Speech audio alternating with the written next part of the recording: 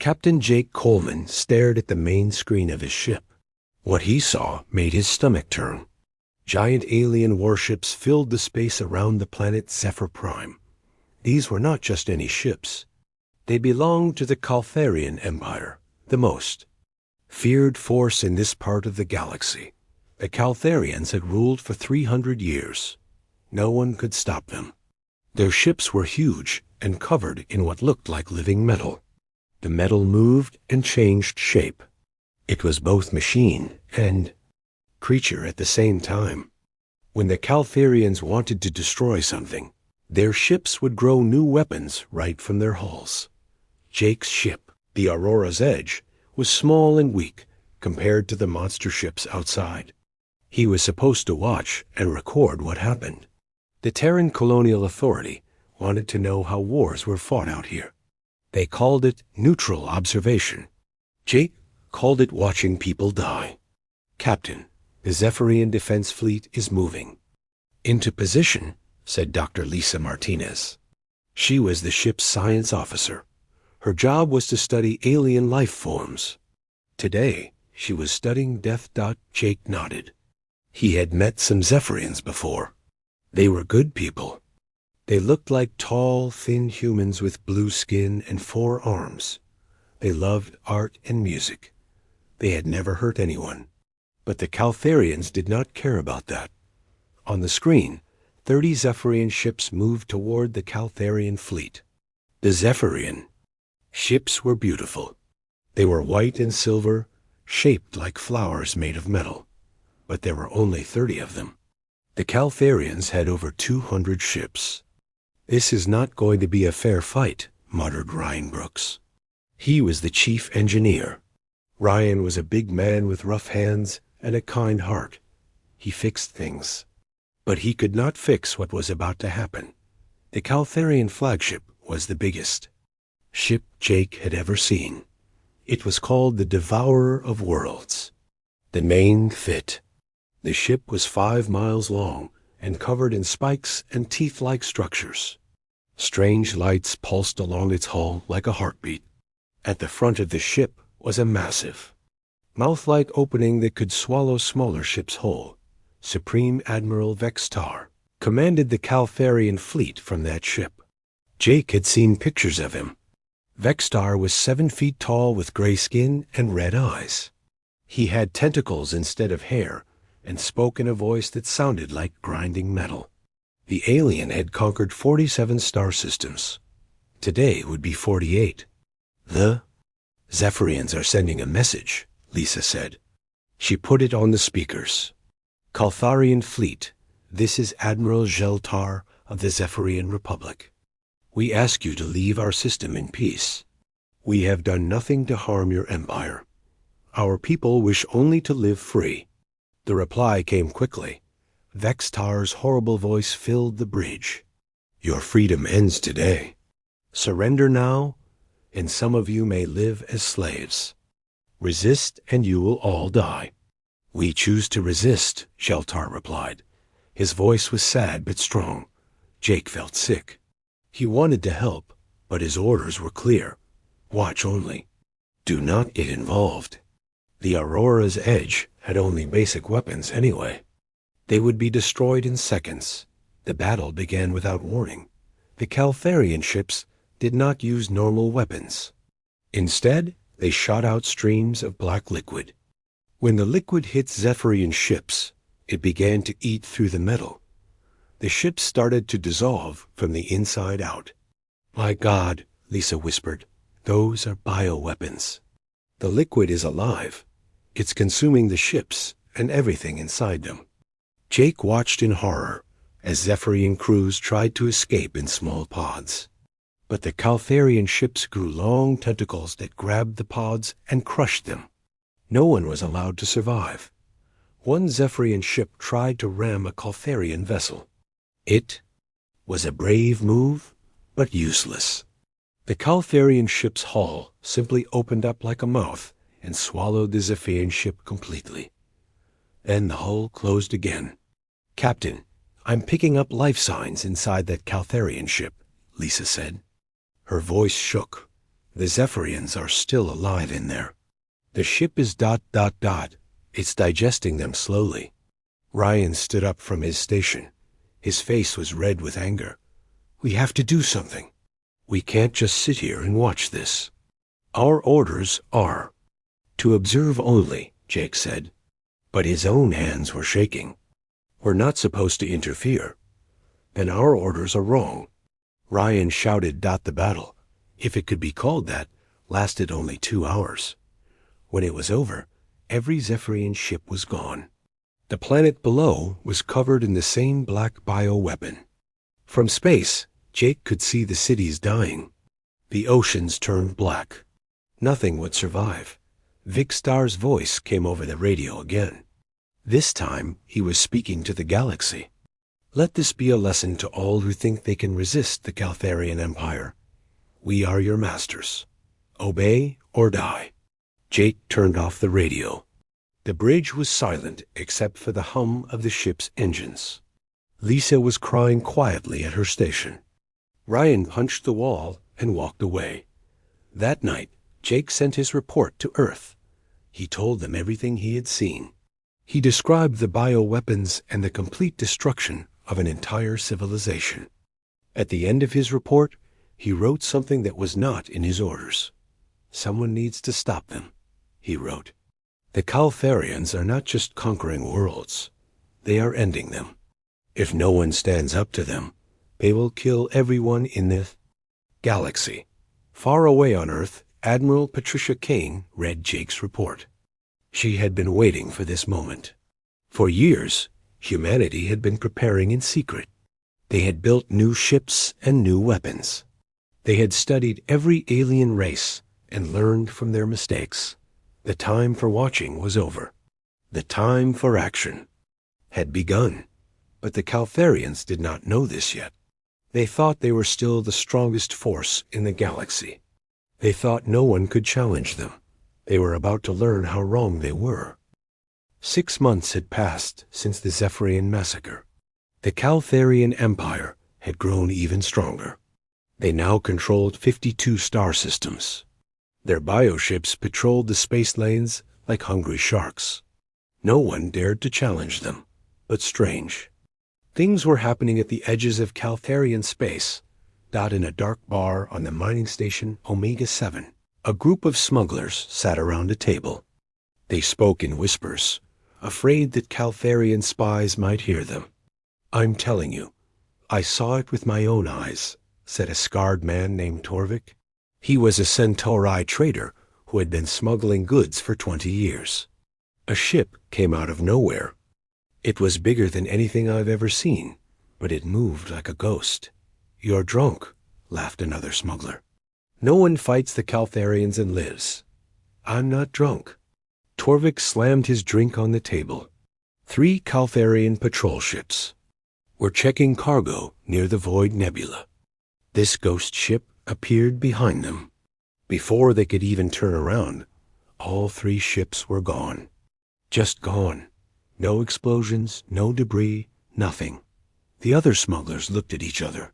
Similar stories had been spreading through the criminal underworld for weeks, ships appearing from nowhere. Caltharian patrols vanishing without a trace. Mining stations found empty with no signs of what happened to the guards. On the bridge of the Caltharian command ship Dark Hunger, Captain Zixtal read the latest reports. He was getting tired of these wild stories. Ghosts and phantom ships were things that scared children, not soldiers of the mighty Caltharian Empire. Another patrol has gone missing, his aide reported. That makes 12 this month. Zixtal's red eyes narrowed. Equipment failure. Navigation errors. The crews probably got lost in an asteroid field. Yes, sir, the aide said. But he looked worried. Should we increase patrols in that sector? No, we will not waste resources chasing shadows. But the shadows were very real. Deep in space, far from any star, the TD's retribution moved through the darkness. The ship was like nothing that had ever been built before. It was 2 miles long and covered in black metal that seemed to absorb light. No sensors could detect it when it did not want to be found. On the bridge, Captain Alex Turner studied the tactical display. He was a tall man with gray hair and cold blue eyes. He had been a soldier for 30 years, fighting in wars across human space. Now he commanded humanity's most advanced warship. "Target acquired," said Chief Tactical Officer Maria Santos. She was a small woman with quick hands and a sharp mind. The weapons she controlled could destroy a city in seconds. Calfarian supply convoy, 3 ships, minimal escort. Distance? Alex asked. 2 million kilometers in closing. Alex nodded. "Ben, take us in. Silent approach." Navigation specialist Ben Walker typed commands into his console. The Retribution changed course without making a sound. The ship's quantum drive let it move through space in ways that other races had never imagined. 30 seconds to weapons range, Maria reported. Alex looked at the main screen. 3 fat Caltharian cargo. Ships were carrying supplies to a military base. 2 smaller escort ships protected them. The bioships looked confident and dangerous, but they had no idea death was approaching. "Maria, I want clean kills. No survivors, no distress signals." "Understood, Captain." The Retribution's weapons were not like anything the Caltharians had ever faced. They did not fire energy beams or explosive missiles. Instead, they shot streams of particles that could pass through any known shield. The particles would find the most important parts of an enemy ship and destroy them from the inside. Firing. Maria said quietly. On the screen, the 5 Caltharian ships suddenly went dark. Their lights went out. Their engines stopped. Their weapons powered down. In the space of 3 seconds, they had become floating tombs. Any response? Alex asked. Communications Officer Katie Lewis shook her head. "Nothing, sir." They never knew.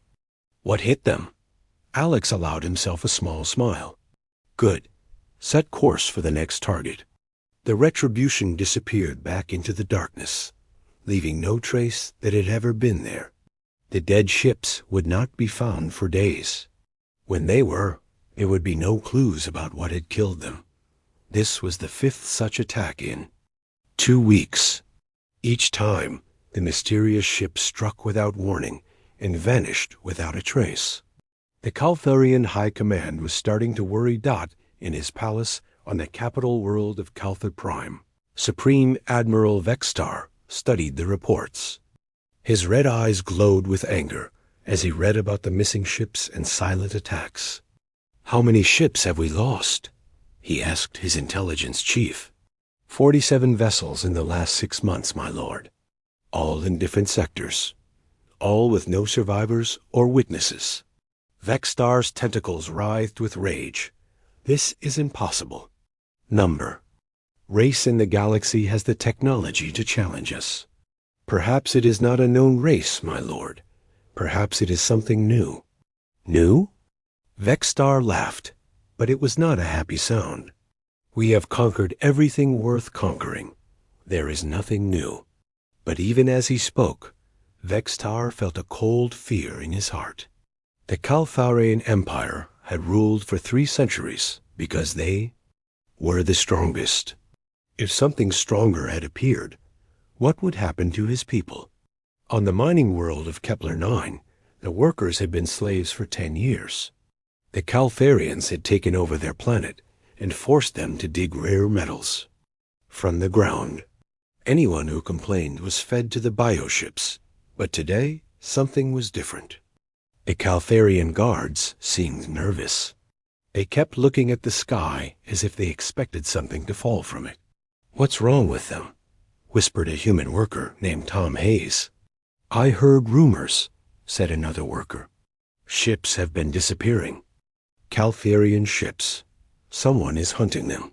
Tom almost laughed. "That's impossible. No one can fight the Caltharians." "Maybe someone can," the other worker said. "Maybe someone finally got tired of watching them kill everyone." High above the planet, The Retribution watched and waited. Soon, it would be time to free the slaves and show the galaxy that the Caltharian Empire was not as strong as it seemed. But first, there were more supply ships to destroy, more patrols to eliminate, more fear to spread through the ranks of the alien empire. The ghost ship had work to do. And somewhere in the depths of space, Admiral Patricia Kane smiled as she read the reports from Captain Turner. The plan was working perfectly. Soon, the Caltharians would make a mistake. They would come out to fight. And when they did, humanity would be ready for them. The hunt had begun. Supreme Admiral Vextar stood in the war room of his flagship, the Devourer of Worlds. Around him, holographic displays showed the entire Caltharian Empire. Red dots marked where ships had vanished. There were too many red dots. 87 ships lost in 3 months, his war chief reported. No survivors, no witnesses, no wreckage. Vextar's red eyes burned with fury. His tentacles lashed the air like angry snakes. This phantom is making us look weak. How can we rule the galaxy if we cannot protect our own ships? My lord, perhaps we should recall the outer patrols, suggested his aide. Bring them closer to protected space. No, Vextar roared. We do not run from shadows. I want the largest battle fleet in our history assembled. We will hunt this ghost ship and destroy it. Across the Empire, the call went out. Every available warship was ordered to gather at the staging point near the Crimson Nebula. Over 300 bioships answered the call. The fleet was the most powerful force ever assembled by any race. But the ghost ship was watching. Captain Alex Turner stood on the bridge of the Retribution, studying the massive enemy fleet on his screens. The Caltharian ships looked like a swarm of giant insects floating in space. Each one was covered in spikes and weapons that moved like living things. That's a lot of firepower, said Chief Tactical Officer Maria Santos. Double quotes. Yes, it is, Alex agreed. But they're all bunched together. That makes them predictable. Communications Officer Katie Lewis looked up from her station. Captain, I'm intercepting Caltharian military transmissions. You need to hear this. The bridge speakers cracked to life with Vextar's voice. The alien Admiral was speaking to his fleet commanders. The Phantom ship has embarrassed us long enough, Vextar said. But we have a new strategy. Our spies tell us that several worlds harbor refugees from our conquered territories. We will take 10 million prisoners from these worlds. If the ghost ship does not surrender within 1 solar day, we will execute them all. Alex felt his blood turn cold. The Caltharians were going to murder innocent people to draw him out. He had seen this tactic before, but it never got easier. Sir? Maria asked quietly. She could see the anger on her captain's face. Alex was quiet for a long moment. Then he spoke into his communicator. This is Captain Turner to all stations. Change of plans. We're going after their shipyard in the Crimson Nebula. If we can destroy their ability to build new ships, they'll have to face us directly. Deep in the ship, Engineer Ben Walker was working on the quantum drive systems. He knew they would need every advantage in the coming battle. The Retribution was fast and deadly, but it was still just one ship against hundreds. Katie, I need you to boost the quantum resonance frequency by 15%, he called out. That's past the safe limit, Katie warned. The drive could overload. Then we'll have to risk it, Ben said. If we can't outrun those bioships, we're all dead anyway. In her laboratory, Dr. Maria Santos was working on new weapons. She had studied the wreckage of Caltharian ships and learned their weaknesses. The biometal that made their hulls so strong was also their weakness. It was alive, which meant it could be killed. Computer, load ammunition type 7, she ordered.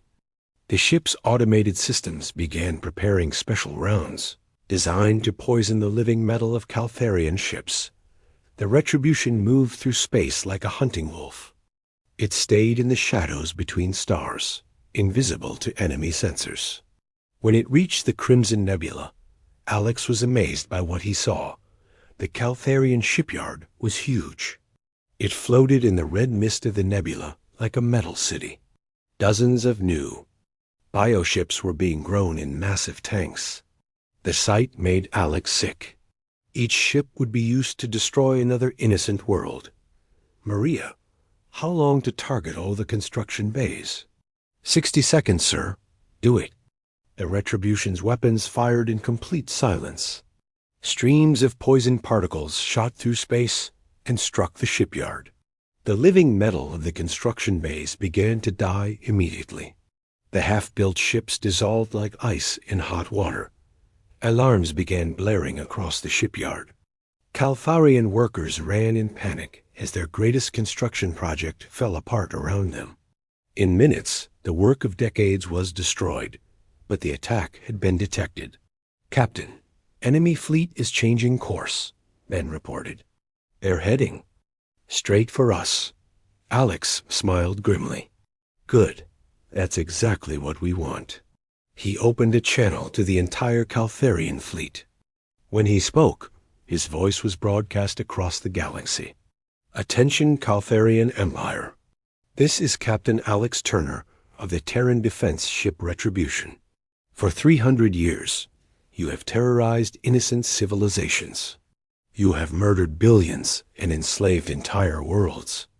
That ends today." The response came immediately. Vexstar's horrible voice filled the bridge. "So the Phantom finally shows itself. You are just one ship against my entire fleet. What can you possibly hope to accomplish?" "I'm going to show the galaxy that you can be beaten," Alex replied. "I'm going to prove that bullies always fall when someone stands up to them." "You are insane, human. My ships will tear you apart. Then come and try." Alex cut the transmission and turned to his crew. These men and women had trained for this moment their entire careers. They were the best humanity had to offer. "All stations, battle stations," he ordered. "Katie, transmit our position to Earth. Make sure Admiral Kane knows what's happening here." "Yes, sir." "Ben, plot a course through the nebula. Use the gas clouds for cover." "Understood." "Maria, all weapons online. Today we make history." The young tactical officer smiled. She had been waiting for this moment too. "Weapons ready, Captain." On the main screen, the Caltharian fleet was spreading out like a net. They thought they were hunting one small ship. They had no idea they were about to face the fury of an entire species that was tired of watching others suffer. The Retribution moved deeper into the red mist of the nebula. Behind it, 300 alien warships followed like a pack of hungry predators.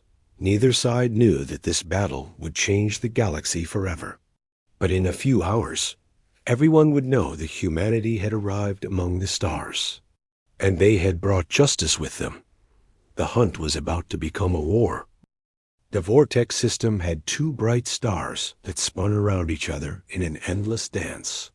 The space between them was filled with deadly radiation and twisted gravity fields. It was the perfect place for a trap.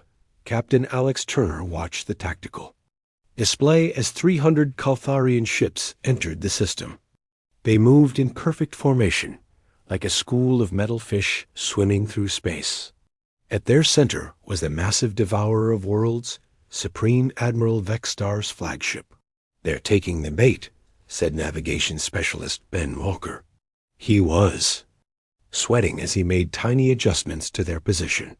One wrong move and the twin stars would tear the Retribution apart.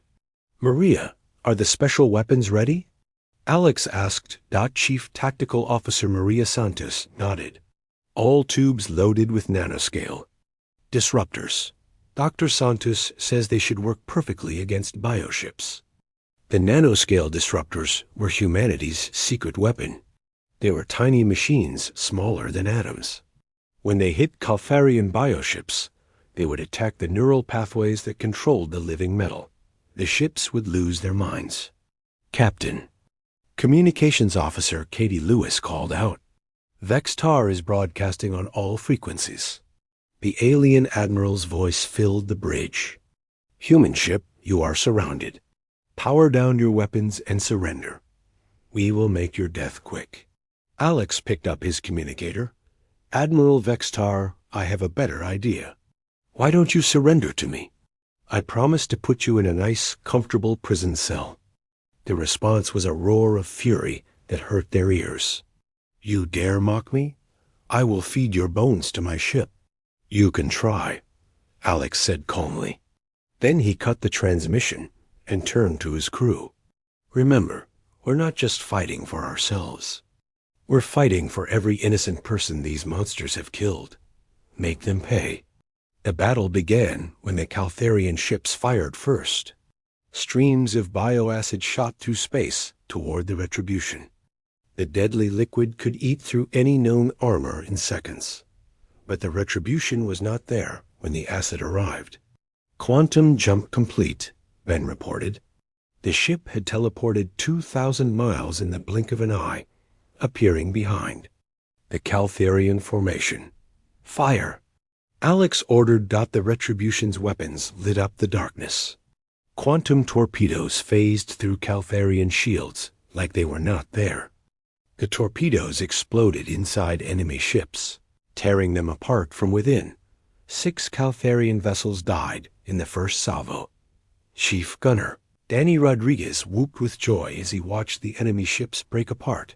Take that, you ugly space bugs. But the Caltharians were not helpless.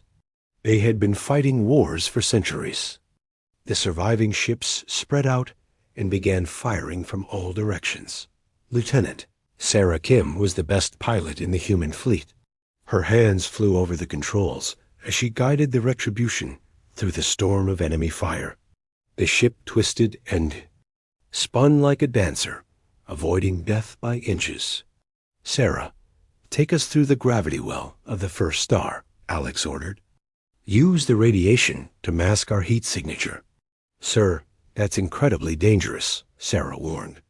If we get too close, the star will cook us alive. Do it anyway. Sarah gritted her teeth and dove toward the burning star. The Retribution's shields glowed white-hot as they deflected deadly radiation. But the maneuver worked. The Caltharian sensors lost track of them. Now, Sarah, slingshot maneuver around the star. Use the gravity to increase our speed. The Retribution whipped around the star like a stone from a slingshot. When it emerged, it was moving faster than any ship had ever moved before. The sudden acceleration would have killed a normal crew, but humans were tougher than other races realized. Target the flagship, Alex ordered. The Devourer of Worlds was the most horrible ship ever built. Its biometal hull was covered in mouths full of metal teeth. Tentacles writhed along its sides like giant snakes. The ship looked more like a monster than a machine. Firing nanoscale disruptors, Maria announced. The tiny weapons struck the flagship's hull and began their work. At first, nothing seemed to happen. Then the tentacles began twitching strangely. The metal teeth started snapping at empty air. The ship's biosystems were going insane. Inside the flagship, Vextar felt his ship's pain through his neural link. The agony was terrible. What is happening to my ship? He screamed. His aide was checking the instruments with shaking hands. Sir, something is attacking our bioneural networks. The ship is losing control of its basic functions. On the Retribution's bridge, Katie Lewis was monitoring enemy communications. Captain, their ships are starting to attack each other. The nanobots are working perfectly.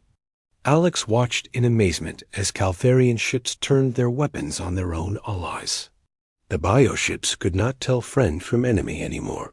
Their living brains were being eaten by tiny machines. All ships, focus fire on the human vessel. Vextar ordered desperately, but many of his ships could not obey. They were too busy fighting the madness in their own minds. The Retribution continued its deadly dance through the battlefield.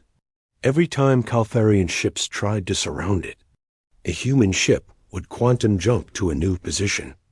Every time they fired their bioweapons, the Retribution would be somewhere else. Engineer Ben Walker was pushing the ship's systems to their limits.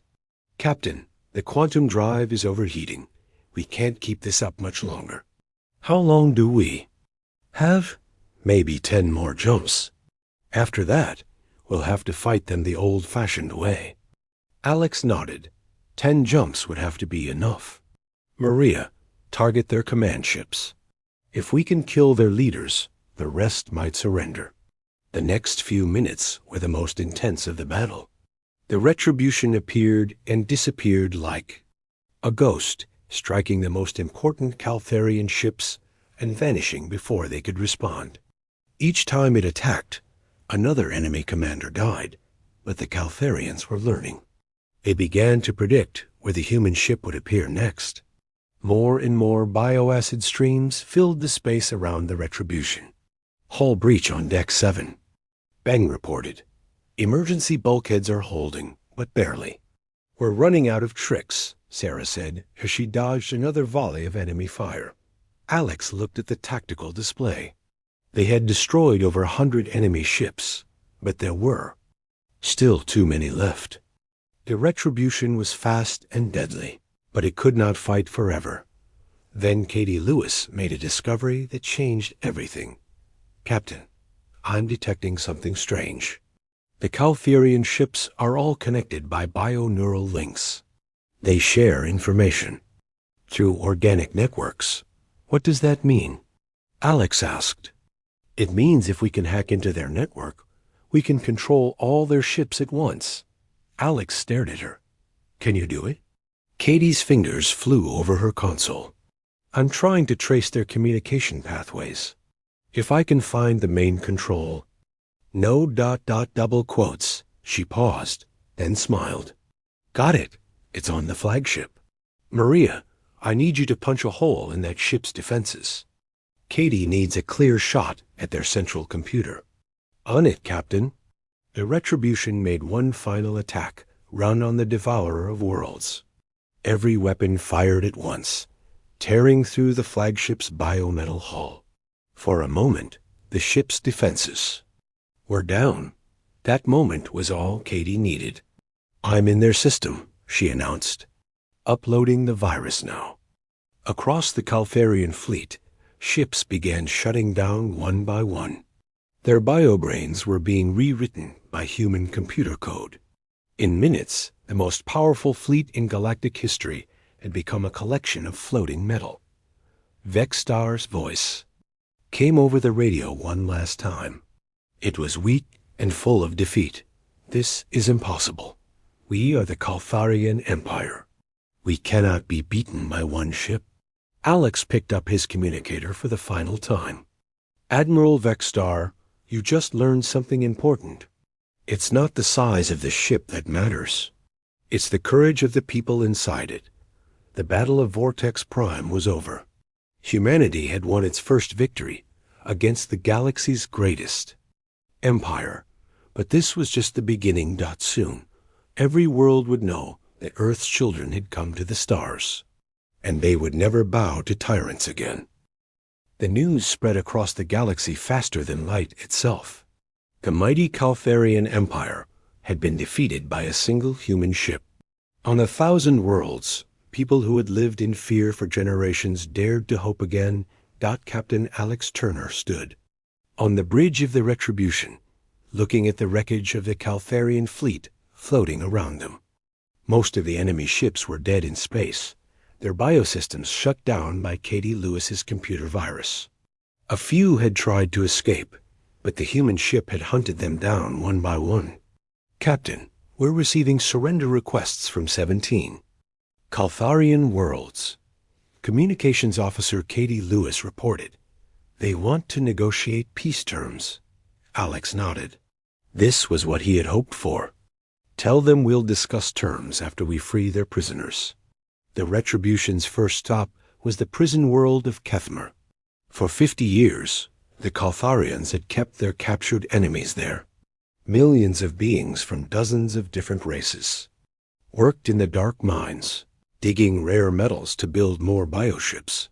When the human warship appeared in orbit, the Caltharian guards panicked. They had heard about the Battle of Vortex Prime. They knew their empire was falling apart. "This is Captain Turner to all Caltharian forces on Kethmer," Alex broadcast. "Your fleet is destroyed. Your empire is finished.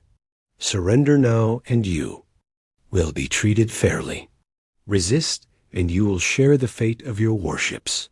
The guards surrendered without firing a shot. Dr. Maria Santos led the medical teams that went down to the planet's surface. What she found there made her sick with anger. The prisoners were barely alive, worked nearly to death in the terrible conditions of the mines. "Get me every medical supply we have," she ordered her teams. "And contact Admiral Kane. We need hospital ships here immediately." As Maria worked to save the prisoners, her efforts were recorded and broadcast across the galaxy. Soon, every world knew that humans were not just warriors. They were healers, too.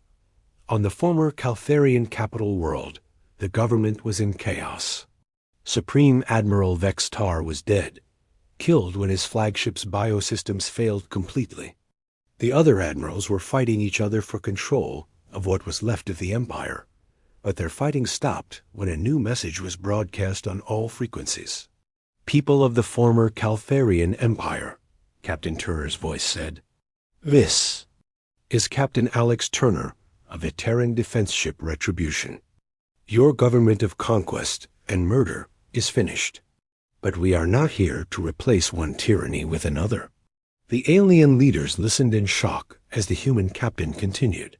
"Any world that wishes to govern itself in peace will be protected by the Terran Defense Force. Any world that continues the old ways of conquest and slavery will be stopped. The choice is yours." Across former Caltharian space, world after world chose freedom. 3 months after the battle, the Galactic Council met for the first time in centuries. The Council had been powerless under Caltharian rule, but now it could finally do its job of keeping peace between the races. Admiral Patricia Kane arrived at the Council station aboard the massive colony ship New Horizons. The ship was 10 miles long and carried 50,000 human colonists, scientists, and diplomats. It was a floating city that showed the galaxy what humans could build when they worked together. "The Council recognizes Admiral Patricia Kane of the Terran Colonial Authority," announced the Council speaker, a wise old being called Moderator QIL single quotes. Then Patricia stood up in the Great Hall. Around her sat representatives from 47 different worlds, all free now because of what one human ship had accomplished. "Honored representatives," she began. "6 months ago, the galaxy lived in fear. Today, we live in hope. Humanity did not come to your worlds as conquerors. We came as liberators. We ask for nothing except the chance to live in peace with all races." The response was immediate. Every representative stood up and applauded.